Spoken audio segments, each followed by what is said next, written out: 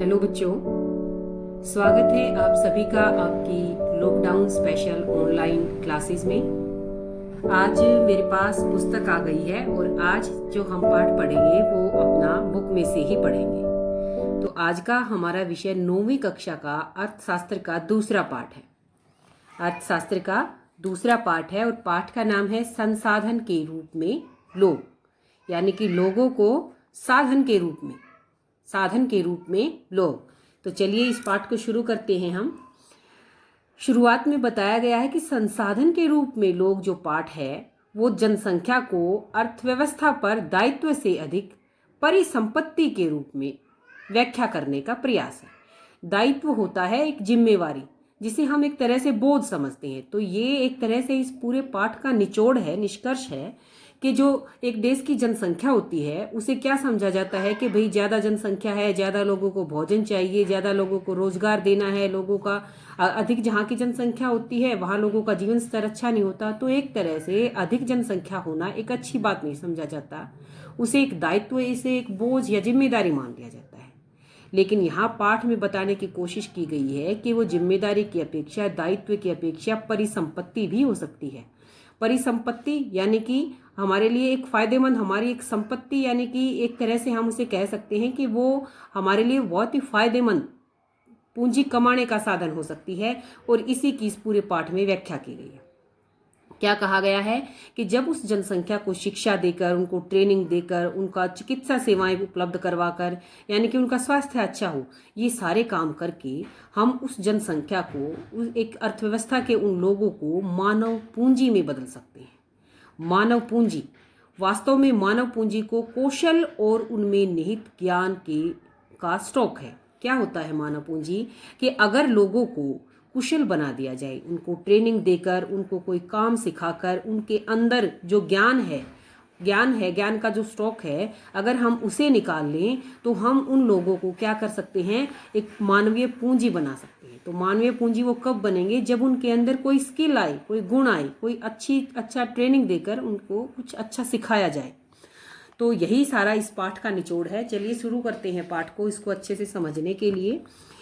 संसाधन के रूप में लोग वर्तमान उत्पादन कौशल और क्षमताओं के संदर्भ में किसी देश के कार्यरत लोगों का वर्णन करने का एक तरीका है।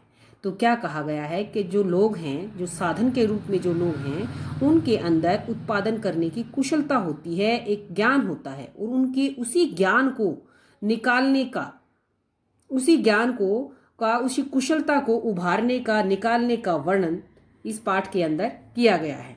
जो उत्पादक पहलू की दृष्टि से जनसंख्या को क्या कहते हैं कि भई हम उत्पादक की दृष्टि से क्या माना जाता है कि जब जिस देश की जनसंख्या ज़्यादा होगी तो वो लोग ज़्यादा कमाएंगे तो फिर उस देश का जो उत्पाद है, सकल राष्ट्रीय उत्पाद जिसे हम कहते हैं, हमने जो अपना पिछला चैप्टर था पहला, पालमपुर गांव की कहानी, उसमें पढ़ा भी था कि एक देश के अंदर जितना सारा उत्पादन किया जाता है एक वर्ष के अंदर, वो उस देश का पूरा सकल राष्ट्रीय उत्पाद होएगा। तो क्या कह रहा है ये कि भाई अगर जनसंख्या ज़्यादा होगी तो वो ज़्यादा काम करेंगे, ज़्यादा राष्ट्रीय उत्पाद का सृजन करेंगे। तो दूसरा, संसाधनों की भांति ही जनसंख्या भी एक साधन है। ये क्या बता रहा है कि जैसे हमारे उत्पादन के अन्य साधन होते हैं, हमने अपने पिछले पाठ में पढ़ा था कि उत्पादन के 4 साधन हैं, भूमि, पूंजी, श्रम और उद्यम। तो जैसे दूसरे साधन हैं, उन्हीं साधनों की भांति जनसंख्या भी एक साधन है, एक उत्पादन बढ़ाने का एक साधन है, एक जरिया है, एक मानव संसाधन कहेंगे हम इसको। क्या है ये? एक मानव संसाधन। इसके 2 पहलू हैं। मानव संसाधन को हम 2 तरीके से देख सकते हैं। एक इसकी अच्छी बात, सकारात्मक पहलू कह सकते हैं, और दूसरा इसका नकारात्मक पहलू है जिसके अंदर हम इसके नेगेटिव पॉइंट्स को देखते हैं। तो चलिए पहले नकारात्मक को देखते हैं। ये क्या है? ये जो पहलू है ये क्या कहता है कि अगर जनसंख्या ज़्यादा होगी तो ज़्यादा लोगों को भोजन चाहिए, उन ज़्यादा लोगों को शिक्षा चाहिए, उनके स्वास्थ्य के ज़्यादा उनके ऊपर खर्च करना पड़ेगा। तो ये क्या है? एक समस्या के तौर पर हम इसको देखते हैं। तो अधिक जनसंख्या का होना, इसको 2 तरीके से हम समझ सकते हैं। एक, इसे हम अच्छी बात भी समझ सकते हैं और इसे हम एक बुरी बात भी समझ सकते हैं। बुरी बात के रूप में क्या कहा गया है कि भाई अगर ज़्यादा जनसंख्या है तो ज़्यादा खर्च होएगा, ज़्यादा भोजन, ज़्यादा शिक्षा, सारी चीज़ों के ऊपर ज़्यादा खर्चे, तो ज़्यादा समस्याएं। लेकिन इसका एक अच्छा पहलू भी है।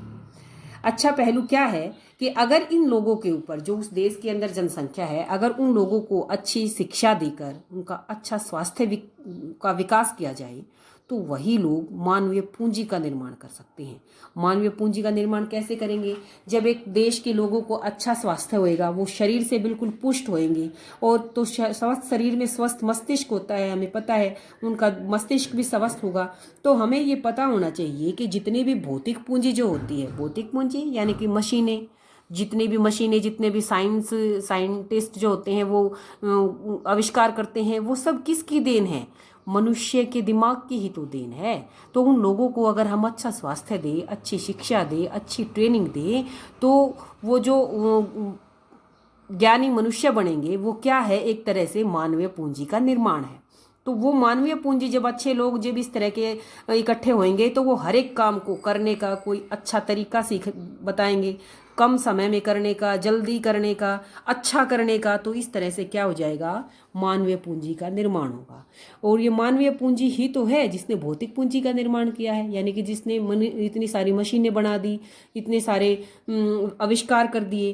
तो एक तरह से ये क्या कहने की कोशिश कर रहा है कि जब लोगों को अच्छी शिक्षा, अच्छा स्वास्थ्य दिया जाएगा तो मानवीय पूंजी का निर्माण होगा। और मानवीय पूंजी भौतिक पूंजी जो होती है उससे भी ज़्यादा शक्तिशाली होती है।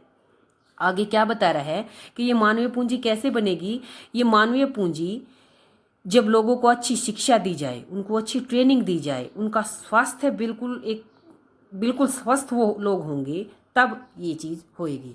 और तब भौतिक पूंजी से भी ज़्यादा प्रतिफल, यानी कि भौतिक पूंजी जो होती है, जो मशीनें होती हैं कारखानों में, फैक्ट्रियों में, जिनसे हम चीज़ों का निर्माण करते हैं, उनसे भी कहीं अधिक फायदेमंद हमारी कौन सी होगी? मानवीय पूंजी होगी।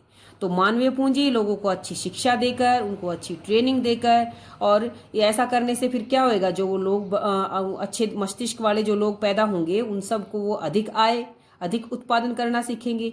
और इस तरह इसका एक उदाहरण भी दिया है पाठ में। उदाहरण क्या बताया गया है कि भाई, जैसे हमने अपने पिछले पाठ में भी पढ़ा था कि 1970 के दशक के अंदर हरित क्रांति आई थी। हरित क्रांति हमने पिछले पाठ में पढ़ चुके हैं हम, कि गेहूं की, खाद्यान्न की, चावल की एकदम से पैदावार बढ़ी थी।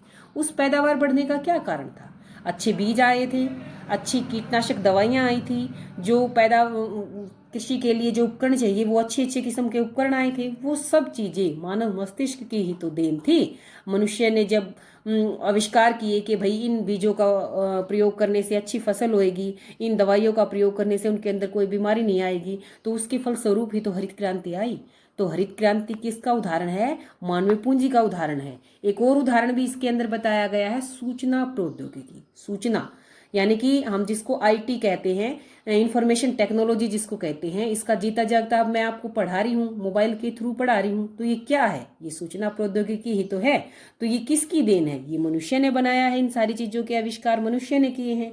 तो कहने का मतलब क्या है कि अगर अच्छी शिक्षा मिले लोगों को, अच्छा स्वास्थ्य हो उनका, तो वो भौतिक पूंजी से भी कहीं कहीं कहीं ज़्यादा फायदेमंद हमारे लिए साबित हो सकती है।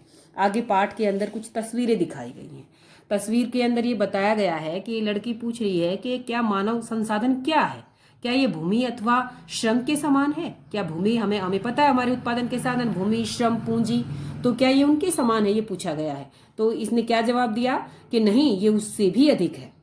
आगे इसने पूछा क्या मानवीय पूंजी रुपया है, पैसा है, डॉलर है, उसके समान है? तो इसका जवाब भी क्या है? नहीं, यह उससे भी अधिक है। तो हमने अभी पढ़ा है, हाँ है, भौतिक पूंजी से तो ये कई गुना अधिक है, क्योंकि भौतिक पूंजी को बनाने वाला ही कौन है? मानव।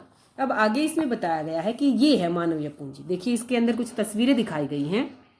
पहली तस्वीर के अंदर एक डॉक्टर इलाज कर रहा है, दूसरी में एक टीचर पढ़ा रहा है, और एक फैक्ट्री के अंदर मशीन के ऊपर या कोई इंजीनियर काम कर रहा है, और ये एक टेलर है जो कपड़े सिल रहा है।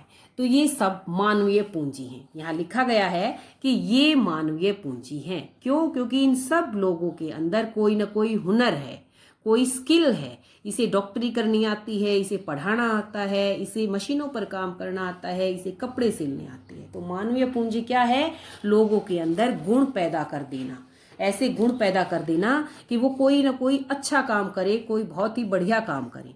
तो ये सब क्या हैं? ये परिसंपत्ति है देश की। इससे हम अपनी आजीविका कमा सकते हैं, अपनी इनकम बढ़ा सकते हैं, अपना उत्पादन कर सकते हैं। तो इन सब को हम मानवीय पूंजी कह सकते हैं। आगे क्या बताया गया है पाठ के अंदर कि भाई उच्च आय से न केवल जब लोगों की आय बढ़ेगी, जब वो इस तरह का के आविष्कार करेंगे, तो इस तरह से क्या होएगा, उन लोगों की आय बढ़ेगी। और आय बढ़ने से जो अधिक शिक्षित और अधिक स्वस्थ लोगों, सिर्फ उन्हीं को लाभ नहीं होएगा बल्कि पूरे समाज को लाभ होएगा। ठीक है, सीधे सीधे लाभ उनको होएगा, लेकिन वो पूरे समाज को भी लाभ पहुंचाएंगे अप्रत्यक्ष तरीके से। क्योंकि जब वो लोग शिक्षित हैं तो वो दूसरों को शिक्षित करेंगे, अपने आसपास के एरिया को शिक्षित करेंगे, तो इससे उनका फायदा सब लोगों को मिलेगा, पूरे समाज को मिलेगा।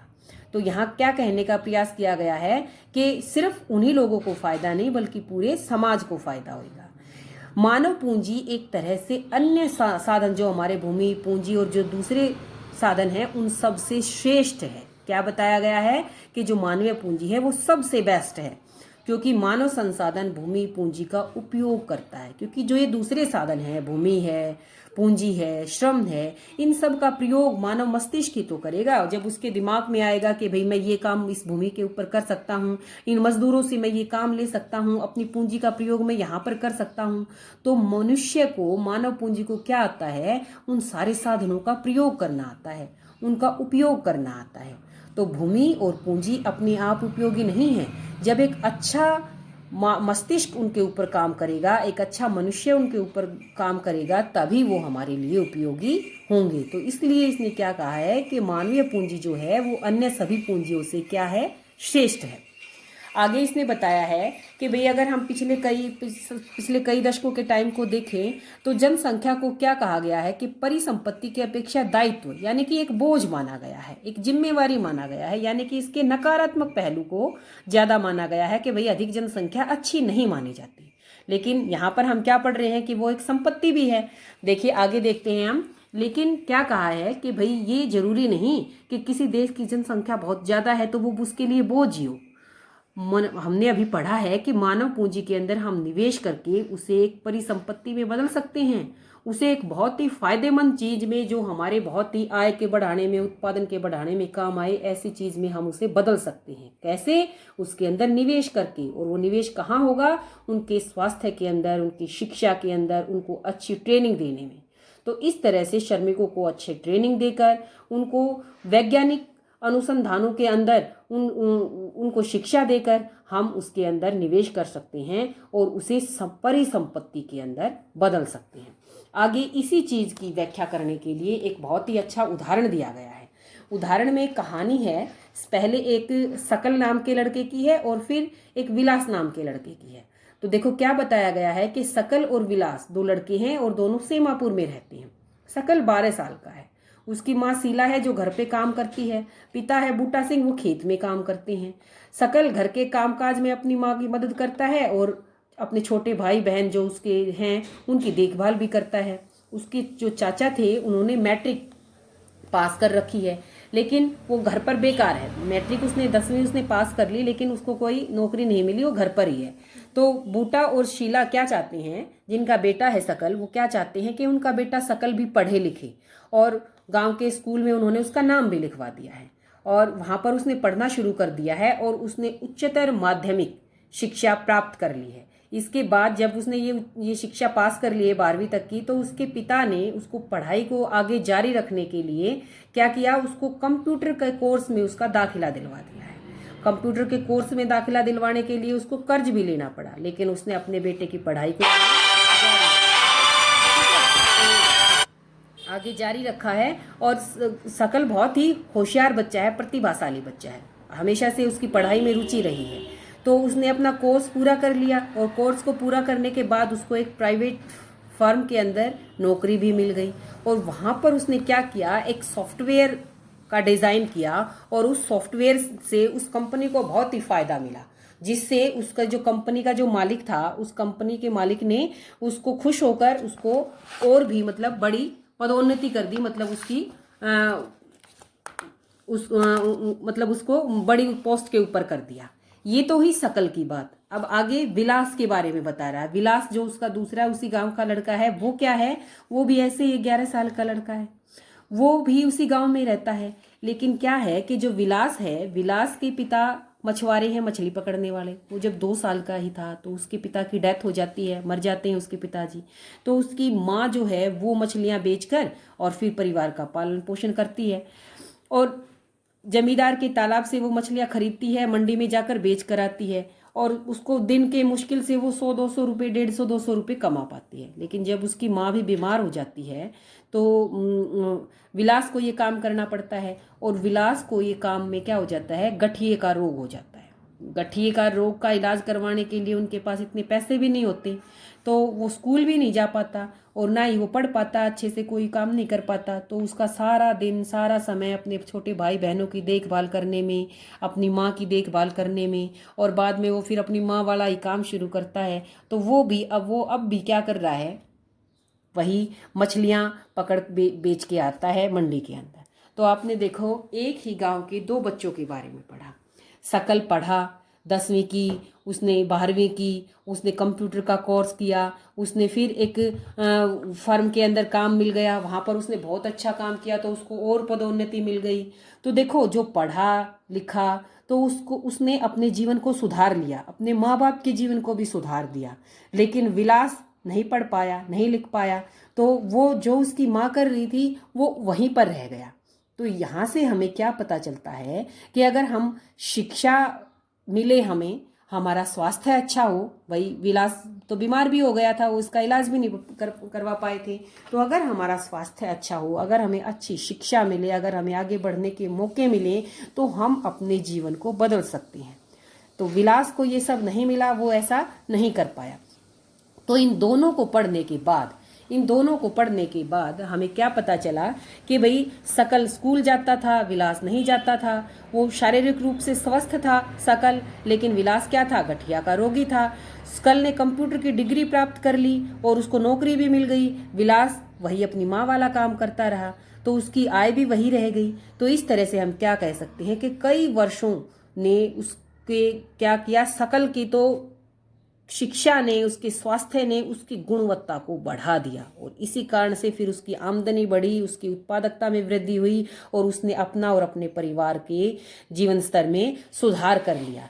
ठीक है। दूसरा क्या कह रहा है कि बदले में उसको जो उसका पसंद का काम था, उसने उसी काम के अंदर अपने आगे बढ़ा और उसने उस काम के अंदर अच्छा किया, तो फिर उसको पदोन्नति भी मिल गई।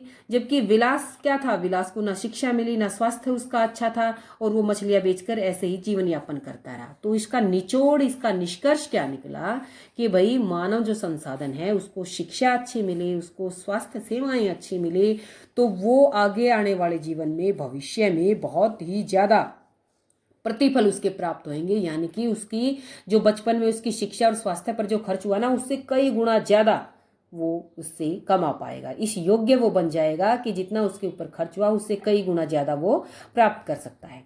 तो आगे क्या कह रहा है कि एक बच्चा भी जिसकी शिक्षा और स्वास्थ्य पर निवेश किया गया, भविष्य में उच्च आय और समाज को योगदान अधिक प्रतिफल दे सकता है। तो ये कहने का अभिप्राय यही है कि जिन बच्चों को अच्छी शिक्षा मिलेगी, अच्छा स्वास्थ्य मिलेगा, वो पूरे समाज के लिए फायदेमंद होंगी।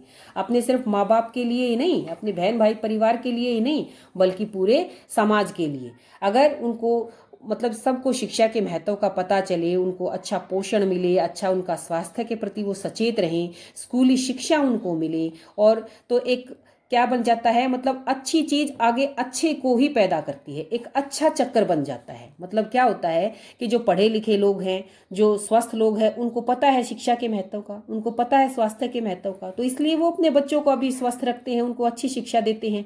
तो अच्छा फिर अच्छे को ही पैदा करता है, फिर उनके और अच्छे बच्चे पैदा होते हैं, आगे आने वाली पीढ़ी और अच्छी होती है। तो इस तरह से क्या होएगा, एक अच्छा चक्कर बन जाएगा। लेकिन इसके उलट भी है। इसके उलट क्या है कि अगर शिक्षा ना मिल पाती, जिनको शिक्षा नहीं मिल पाती, जो अशिक्षित रहते हैं, जिनका स्वास्थ्य अच्छा नहीं होता, तो उनके बच्चे भी फिर वो अशिक्षित रह जाते हैं। जैसे हमने विलास को पढ़ा, ठीक है, वो भी अस्वस्थ हो जाते हैं। फिर उनके आगे आने वाले संतान है वो भी इसी कुचक्कर के अंदर, फिर ये एक बुरा चक्कर बन जाता है, एक दुष्चक्कर बन जाता है। तो यहाँ कहने का मतलब क्या है कि अच्छाई अच्छाई को पैदा कर देती है। और अगर हमें इसको क्या करना पड़ेगा, अगर हमें इस बुराई के चक्कर को तोड़ना है तो हमें अच्छी शिक्षा प्राप्त करनी होगी, हमें अपने स्वास्थ्य के प्रति जागरूक रहना पड़ेगा, तभी हम आगे बढ़ पाएंगे। अगर हम उदाहरण दें आगे, अगर जापान जैसे देशों को हम देखें तो जापान में क्या है, जापान में मानव संसाधन पर निवेश किया गया है। जापान के अंदर कोई प्राकृतिक संसाधन नहीं है। प्राकृतिक संसाधन यानी कि प्रकृति ने उसके अंदर, उस देश के अंदर जो वहाँ का एरिया है उसके अंदर कोई ऐसा नहीं है कि भाई वहाँ बहुत अच्छे अच्छे खनिज हो, वहाँ बहुत अच्छी वाली फसल पैदा हो सकती हो, वहाँ की मिट्टी उपजाऊ हो, ऐसा कुछ नहीं है। लेकिन क्या किया उन्होंने, बेशक उनके पास प्राकृतिक संसाधन नहीं थे, उन्होंने जो उन देश के मानव थे, वहाँ के जो मनुष्य था, उसमें निवेश किया, उनको अच्छी शिक्षा दी।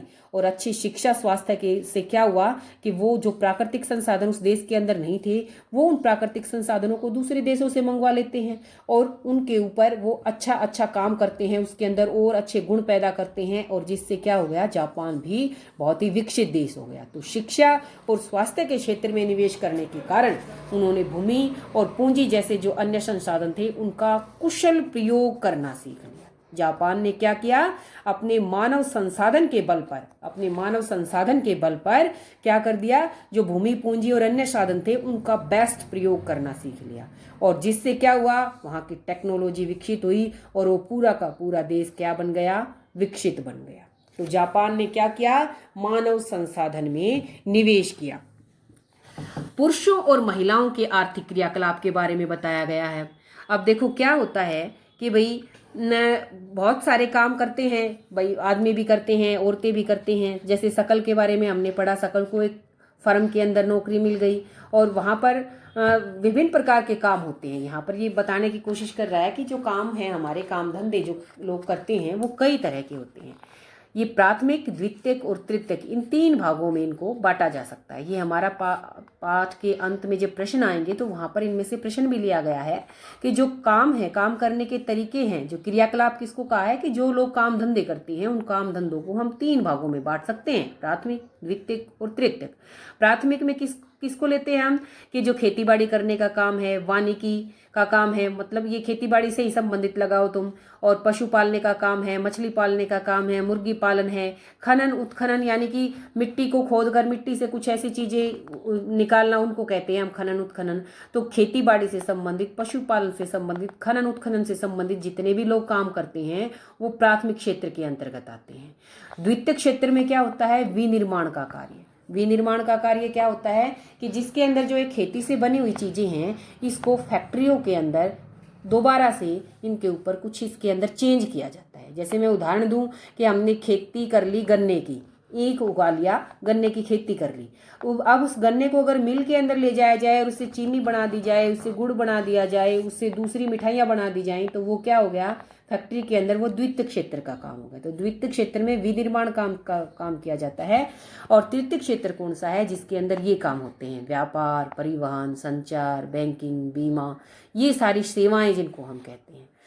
तो वस्तुओं और सेवाओं का उत्पादन नहीं करता हमारा तीसरा क्षेत्र। तीसरा क्षेत्र क्या करता है, जो पहला और दूसरा क्षेत्र है उनकी मदद करता है, उनके सामान को एक जगह से दूसरे स्थान पर ले जाने के लिए परिवहन का काम करता है। काम धंधे को शुरू करने के लिए बैंकों से पैसे लेते हैं, लोगों को अच्छा ट्रेंड बनाने के लिए उनको अच्छी शिक्षा, उनका स्वास्थ्य सेवाएं दी जाती हैं। तो ये सारी चीजें हमारे तृतीय क्षेत्र के अंतर्गत आती हैं। तो ये सारे क्रियाकलाप क्या करते हैं, हमारी जो राष्ट्रीय आय होती है उसको बढ़ाते हैं। प्राथमिक, द्वितीयक, तृतीयक तीनों प्रकार के जो क्षेत्र हैं, इनके काम हमारी राष्ट्रीय आय को बढ़ाते हैं। और ये सारी, इन सब को हम क्या कहते हैं, आर्थिक क्रियाएं। तो आर्थिक क्रियाएं क्या हुई, वो सब क्रियाएं जिससे हम अपनी आजीविका चलाते हैं, जो काम धंधा हम करते हैं अपने जीवन को चलाने के लिए, उनको क्या कहेंगे, हम आर्थिक क्रियाएं कहेंगे। तो ये जो आर्थिक क्रियाएं हैं, इनको 2 भागों में बांटा गया है, बाजार और गैर बाजार क्रियाएं। देखो बाजार, इसको वाणिज्यिक और गैर वाणिज्यिक भी कहते हैं। बाजार क्रियाएं क्या होती हैं, बहुत ही आसान बात है कि अगर हम कोई ऐसा काम करें जिसके अंदर हमें काम करने से वेतन मिले, सैलरी मिले, तनख्वाह मिले, और जिसको हम अपने लाभ के कमाने के उद्देश्य से हम करते हैं, जो हमने काम किया उस काम के बदले में हमें वेतन मिले, ठीक है, हमें तनख्वाह मिले और हम ये चाहें कि इससे हमारा उसका काम करने का उद्देश्य क्या है कि भाई हमें फायदा हो, तो ऐसे काम को हम क्या कहते हैं, बाजार क्रियाएं। यानी कि एक तरह से क्या हो, बाजार के लिए, बेचने के लिए जो काम किया जाता है और उसको हम क्या कहेंगे, बाजार क्रियाएं कहेंगे, जिसके बदले में हमें क्या मिलती है, तनख्वाह मिलती है। गैर बाजार क्रियाएं कौन सी होती हैं, जिसके अंदर हम बाजार में बेचने के लिए काम नहीं करते, बल्कि हम अपने स्व उपभोग यानी कि खुद प्रयोग करने के लिए हम वो काम करते हैं। तो उस काम का क्या बताया मैंने कि वो काम जो अपने खुद के प्रयोग के लिए किया जाए, ना कि बाजार में सामान को बेचने के लिए। तो वो हो गया हमारा गैर बाजार क्रियाएं यानी कि गैर वाणिज्यिक क्रियाएं। और जो बाजार में बिक्री के लिए हमने जो काम किया उत्पादन का, वो क्या हो गया, हमारा बाजार क्रियाएं।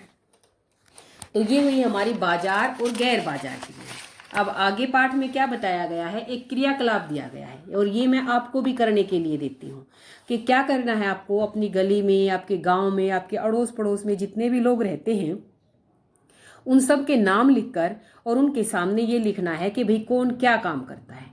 कोई दुकानदार मिलेगा, कोई खेती बाड़ी करता हुआ मिलेगा, जो कुछ भी करता हो, चाहे कोई मजदूरी करता हो, चाहे कोई कुछ भी, जो भी प्राइवेट फर्म में, कंपनी में काम करता है, दुकान चलाता है, टेलरी करता है, नाई का काम है, कुछ भी है, उसका काम को आप लिखोगे। हर एक आदमी का नाम लिख के और उसके सामने उसके काम को लिखोगे और फिर आपको उसमें से छांटना है कि भाई कौन से काम ऐसे हैं जो वे अपने खुद के लिए कर रहे हैं और कौन से काम ऐसे हैं जिसके बदले में उनको तनख्वाह मिल रही है और वो बिक्री के लिए वो काम कर रहे हैं। तो ये काम आपको करना है, ये एक्टिविटी मैं आपको घर पे करने के लिए दे रही हूँ। चलो अब पाठ में आगे बढ़ते हैं।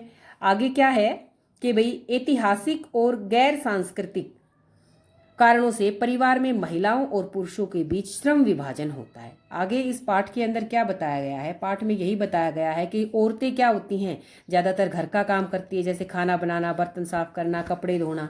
पुरुष क्या होते हैं, पुरुष बाहर का काम करते हैं, खेतों में काम करना, ठीक है, बाहर नौकरी का काम करना। महिलाओं के जो काम होते हैं, जो घर में वो लालन पालन का काम करती हैं, बच्चों को संभालती हैं, ये सारे काम क्या होता है, इनके बदले में उनको कोई तनख्वाह थोड़ी ही मिलती है।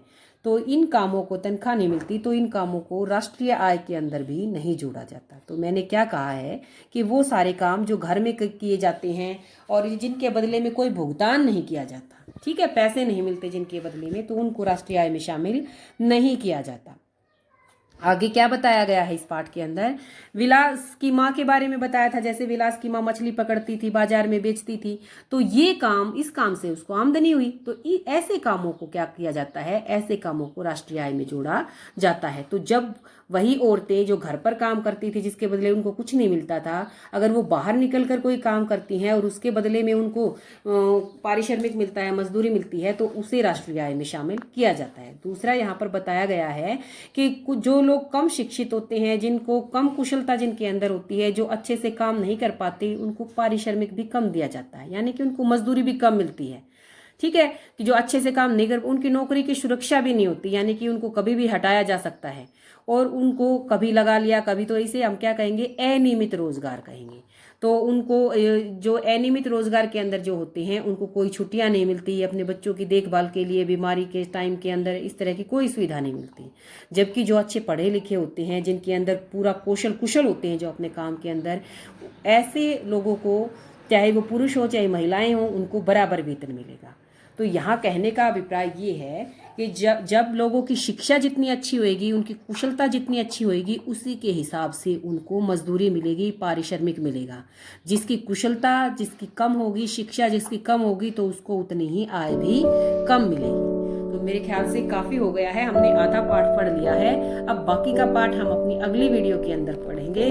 तो जो पाठ मैंने पढ़ाया है, इसी के आधार पर जितने क्वेश्चन बनते हैं, जैसे प्राथमिक, द्वितीयक, तृतीयक क्षेत्र, इसको आप करोगे और जो क्रियाकलाप मैंने बताया है उसको आपको करना है और बाकी का काम हम अपना अगली वीडियो में करेंगे। तो आज के लिए इतना ही, धन्यवाद।